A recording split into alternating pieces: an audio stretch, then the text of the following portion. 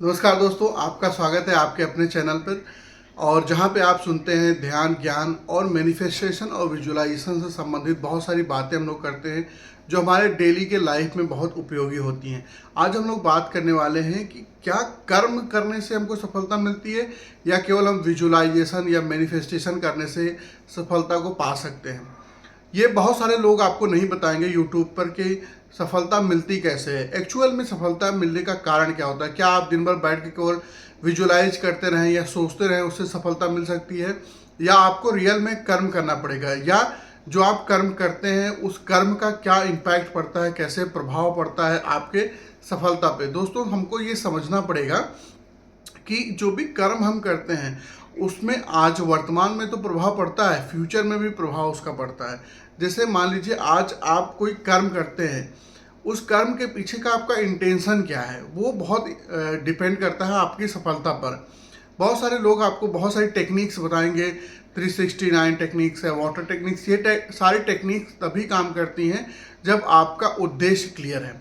उद्देश्य के साथ साथ जब आपकी कर्म क्लियर है, और कर्म के साथ साथ कर्म के पीछे के भाव आपके जब तक क्लियर नहीं होंगे, जब तक वो भाव शुद्ध नहीं होंगे, तब तक आप चाहे जितना मैनिफेस्टेशन कर लीजिए कोई भी सफलता आपको नहीं मिलेगी। तो सबसे पहले आपको अपने जो भी आप कर्म कर रहे हैं उस कर्म के पीछे का भाव क्या है वो आपको समझना पड़ेगा। उसके ऊपर भी आपको काम करना पड़ेगा। आपको माइंडफुलनेस के साथ रहना पड़ेगा। माइंडफुलनेस का मतलब ये है, जो भी कर्म आप कर रहे हैं, जो भी कार्य आप करने जा रहे हैं, जो भी आपका गोल है, उसको लेकर के सचेत रहना या अवेयर रहना कि आप जो भी कार्य कर रहे हैं उससे किसी का नुकसान नहीं हो रहा है, या उससे किसी से आपको बद्दुआ नहीं मिलती है।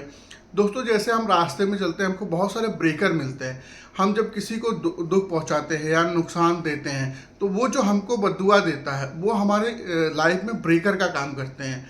ये बहुत सारे लोगों को समझ में नहीं आता। उससे क्या होता है, आपका ऑरा भी बाधित होता है, आपकी वाइब्रेशन भी बाधित होती है।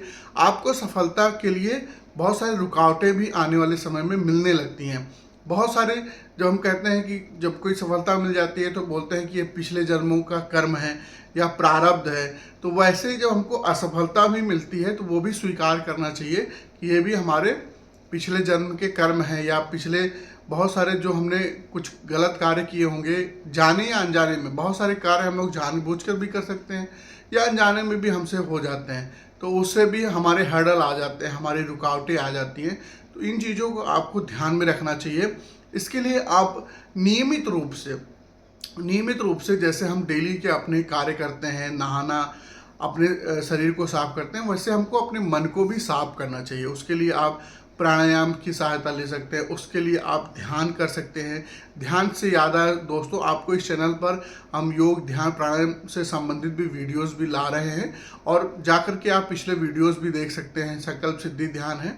और यहाँ तक अगर आपने वीडियो देख लिया होगा, मेरी आपसे हाथ जोड़कर रिक्वेस्ट है, चैनल को सब्सक्राइब जरूर कर दीजिएगा, क्योंकि एक सब्सक्राइब करने से आपका तो कुछ नहीं जाएगा, लेकिन हमारे लिए एक मोटिवेशन का काम करता है। तो आइए बात करते हैं कि क्या केवल मैनिफेस्टेशन करने से ही हमको सफलता मिलती है या हमारे लिए कर्म भी बहुत ज़रूरी है। देखिए, हमारा जैसे शरीर के जो लेयर हैं, शरीर, श्वास, मन, बुद्धि, चित्त, अहंकार और आत्मा, तो जब तक हमारे आत्मा या हमारे मन के बीच में सामंजस्य नहीं होगा तब तक हम कोई भी कार्य को फोकस के साथ नहीं कर सकते, या उसमें सफल होने के चांसेस कम हो जाते हैं। वैसे ही हमारे शरीर, श्वास, मन, तीनों में एक सामंजस्य होना चाहिए। और ये सामंजस्य होने का तरीका क्या है, वो सामंजस्य हम करते हैं अपनी श्वास के द्वारा, श्वास की लय को सुधार कर। अभी आप अपनी श्वास को देखेंगे तो छोटी होती है, फिर धीरे धीरे जब आप योग, ध्यान, प्राणायाम में आते हैं तो वो श्वास की लय मध्यम। इसका इम्पैक्ट कहाँ पड़ता है? इसका इम्पैक्ट पड़ता है जब आप अपने मन को शांत करते हैं। मन को शांत करते हैं, उस शांत मन से जो डिसीजन लेते हैं वो काफ़ी इम्पैक्टफुल होता है।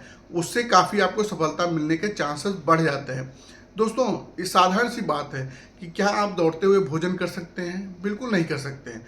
तो ठीक वैसे ही जब आपके मन में बहुत सारी उथल पुथल चल रही होगी, बहुत सारे विचार आ रहे होंगे, बहुत सारी चीज़ें आपके मन के अंदर द्वंद्व चल रहा होगा, तो उस मन से आप कोई भी निर्णय मत लीजिए, उसको पहले शांत करिए। शांत करने का तरीका क्या है? शांत करने के कुछ तरीके हैं, जैसे आप जर्नलिंग कर सकते हैं, अपने विचारों को लिख सकते हैं, उससे भी आपके विचार शांत हो जाएंगे। जब आप देखेंगे शुरुआत में बहुत ज़्यादा विचार आए, लेकिन धीरे धीरे आप विचार शांत हो जाएंगे। आप ध्यान कर सकते हैं, ध्यान करने से भी शुरुआत में ऐसा लग सकता है कि विचार ज़्यादा आ रहे हैं, लेकिन दृष्टा भाव से जब आप उसको देखने लगते हैं तो विचार आपके धीरे धीरे शांत हो जाएंगे। फिर ऐसे ही आप योग कर सकते हैं, योग से भी आपके विचारों के ऊपर काम होता है, आपके विचार शांत हो जाते हैं। तो सबसे ज़रूरी क्या है कि हम अपने मन पे काम करना है। जैसे ही हम अपने मन पे काम करते हैं हमारा मन शांत होता है। शांत मन से जब भी हम कोई निर्णय लेते हैं तो उस निर्णय से हम और आगे सफलता को अचीव कर सकते हैं। तो दोस्तों, यहाँ तक वीडियो को देखे हैं तो लाइक और सब्सक्राइब जरूर करिए, और ऐसे वीडियो के लिए आप मुझे फॉलो जरूर कर सकते हैं।